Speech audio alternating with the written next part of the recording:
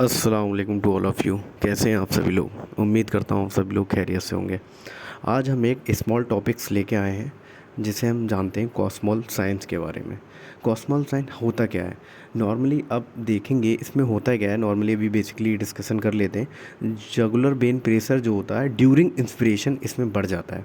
लेकिन नॉर्मली अगर हम बात करें जुगुलर वेन प्रेशर की, जो इंस्पिरेशन के ड्यूरिंग इंस्पिरेशन क्या होता है वो नॉर्मल रहता है। लेकिन अब नॉर्मल जुगुलर वेन प्रेशर होता कितना है?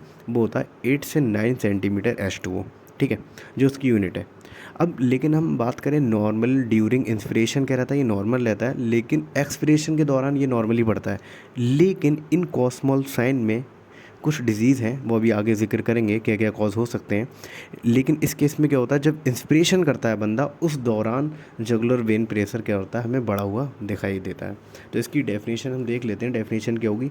Increase jugular vein pressure with inspiration, और इसके साथ कुछ और भी साइन मिलते हैं, along with disappear radial pulse और a drop in systolic blood pressure of 10 mmHg। मतलब क्या होता है, ड्यूरिंग इंस्पिरेशन क्या होगा, जो हमारा जुगुलर वेन प्रेशर होगा वो बढ़ा हुआ मिलेगा, और क्या होगा, रेडियल पल्स डिसअपियर हो जाएगी, एंड सिस्टोलिक ब्लड प्रेशर भी हमें क्या हुआ, बढ़ा हुआ देखने को मिलता है। इसका मोस्ट कॉमन जो कॉज है वो होता है राइट वेंट्रिकुलर आउटफ्लो, ठीक है। हम आगे देख लेते हैं और क्या होता है। It can be seen in some form of heart disease, और भी कुछ हार्ट डिजीज़ है मेनली, उसके उसमें देखने को ये मिलता है कॉस्मॉल साइन, ठीक है। जो उसके फीचर है लाइक जुगुलर वेन प्रेशर बढ़ा हुआ मिलेगा, रेडियल पल्स अब्सेंट हो सकती है, एंड सिस्टोलिक ब्लड प्रेशर क्या होगा, 10 mmHg कम हो जाएगा। Normally jugular vein pressure falls with inspiration, ठीक है, due to reduce pressure in the expanding thoracic cavity. आप खुद सोचिए, जब आप खुद सोचिए जब वॉल्यूम बढ़ेगा, किसी भी चीज़ का क्षेत्रफल या एरिया बढ़ता है तो वहाँ पे प्रेशर क्या हो जाता है, कम हो जाता है। वॉल्यूम कम होता है तब प्रेशर बढ़ता है, ठीक है। तब क्या होता है, जब बंदा नॉर्मली इंस्पिरेशन करता है, जब इंस्पिरेशन करता है अंदर सांस जा रही है, ठीक है, तो अंदर प्रेशर क्या है, कम है, तभी तो बाहर का एटमॉस्फेयर प्रेशर ज़्यादा है, तभी तो अंदर हवा जा पा रही है, ठीक है ना। तो अंदर प्रेशर क्या होता है, कम होता है, ठीक है, ड्यूरिंग इंस्पिरेशन। इसलिए जुगुलर वेन प्रेशर क्या होता है, नॉर्मली रहता है। तो क्या होता है, normally jugular vein pressure falls with inspiration due to reduce pressure in the expanding thoracic cavity. जो थोरेसिक कैविटी होगी वो एक्सपेंड करेगी तो वॉल्यूम क्या हो रहा है, बढ़ रहा है, वॉल्यूम कम हो रहा है तो प्रेशर कम हो रहा है, ठीक है। And the increase volume afforded to right ventricular expansion during diastole. जब डायस्टोल होता है तब क्या होता है, एक्सपेंशन होता है, तो उस दौरान क्या होगा, प्रेशर एक्सपेंशन करेगा, मतलब अंदर को कॉन्ट्रैक्शन करेगा, तभी तो वॉल्यूम कम होगा अंदर का, तब प्रेशर क्या होगा, अंदर बढ़ जाएगा। तो ड्यूरिंग एक्सपिरेशन क्या होता है, जुगुलर वेन प्रेशर नॉर्मली बढ़ा हुआ मिलता है। तो कॉस्मॉल साइन क्या होता है, Kussmaul sign suggest impaired filling of right ventricular due to poorly compliant myocardium और पेरिकार्डियम।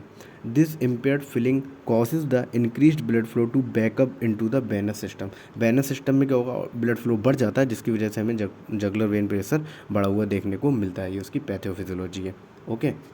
इसके बाद हम पढ़ लेते हैं जो जो कॉस्मॉल साइन होती है, इसमें वेव बनती हैं। जुगुलर वेन प्रेशर जो होता है, जुगुलर वेन में अगर हम देखें कुछ वेव बनती है, ए वेव बनती है, सी वेव बनती है, एंड वी वेव बनती है। जो ए वेव बनती है उसे लार्जेस्ट वेव होती है, जिसे also known as cannon wave भी बोलते हैं, ठीक है। अब जब ए वेव बनती क्यों है, क्योंकि राइट एट्रियल कॉन्ट्रैक्शन जब होता है उसकी वजह से ए वेव का फॉर्मेशन होता है। सी वेव कब बनती है, राइट वेंट्रिकुलर कॉन्ट्रैक्शन की वजह से सी वेव बनती है। वी वेव क्या बनती है, produce due to tricuspid valve closure. जब हमारा ट्राइकस्पिड वाल्व या सेमिलुनर वाल्व जो है वो क्लोज्ड होते हैं तो उस दौरान हमें क्या होता है, बी वेव का फॉर्मेशन, मतलब वी वेव का फॉर्मेशन होता है, ठीक है। अब इसमें कुछ डिसेंट देखने को मिलते हैं, जैसे ए वेव और सी वेव के बीच का जो एक्स दूरी होती है, ए एक्स डिसेंट से कहते हैं, और जो वी वेव से वाई वेव, एक स्मॉल सी माइन्यूट सी वाई वेव भी बनती है। जो वी वेव से वाई वेव के बीच के जो डिसेंट बनता है वो कहलाता है वी वाई डिसेंट्स, ठीक है। तो इसके बाद हम देख लेते हैं क्या होता है, सम टाइम कैनन वेव क्या होती है, अब्सेंट हो जाती है in complete heart block. Complete heart block के केस में क्या होती है, जो कैनन वेव होती है, मतलब ए वेव होती है, वो क्या होती है, अब्सेंट होती है। हार्ट ब्लॉक क्या होता है, दो तरीके का होता है, एक होता है कंप्लीट हार्ट ब्लॉक, एक होता है incomplete heart block. Complete heart block जो होता है उसमें डिफेक्टिव ऐसे नोड की वजह से, जो हमारा इलेक्ट्रिक जनरेट कर रहा है हमारे हार्ट में, ऐसे नोड सिस्टमिक, ठीक है, एट्रियल नोड जो होता है, सिस्टोल एट्रियल नोड, वो उसकी वजह से अगर उसमें कुछ डिफेक्शन हो रहा है, उसमें कुछ प्रॉब्लम हो रही है, तब हमारा वो कंप्लीट हार्ट ब्लॉक कहलाता है। इनकम्प्लीट कब होता है, या फिर complete right bundle branch block हो जाए या लेफ्ट वंडल ब्रांच ब्लॉक हो जाए, तो इस केस में क्या होता है, ये हमारा इनकम्प्लीट हार्ट ब्लॉक होता है, ठीक है।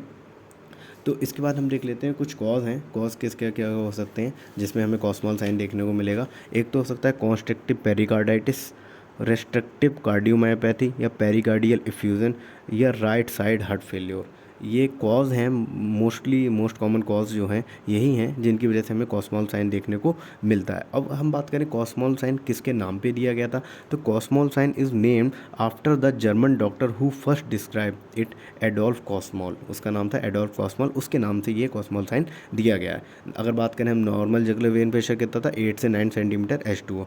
Normally during inspiration jugular vein pressure normal रहता है, ड्यूरिंग एक्सपिरेशन ये बढ़ता है, ठीक है। लेकिन जो ये कुछ कार्डियक डिजीज़ हैं जिनकी वजह से हमें ड्यूरिंग इंस्पिरेशन कॉस्मॉल जो जगुलर वेन प्रेशर है वो हमें बढ़ा हुआ देखने को मिलता है, इसीलिए हम इसे क्या कहते हैं, कॉस्मॉल साइन कहते हैं, ठीक है। इधर different types of cause, constructive pericarditis, restrictive cardiomyopathy, pericardial effusion या राइट साइड हार्ट फेलियर, इसके मोस्ट कॉमन कॉज हैं, ठीक है। आज हमने एक छोटा सा टॉपिक डिस्कशन किया, कॉस्मॉल साइन कहाँ कहाँ देखने को मिलता है। मिलते हैं नेक्स्ट लेक्चर में इंशाल्लाह, तब तक के लिए थैंक यू सो मच।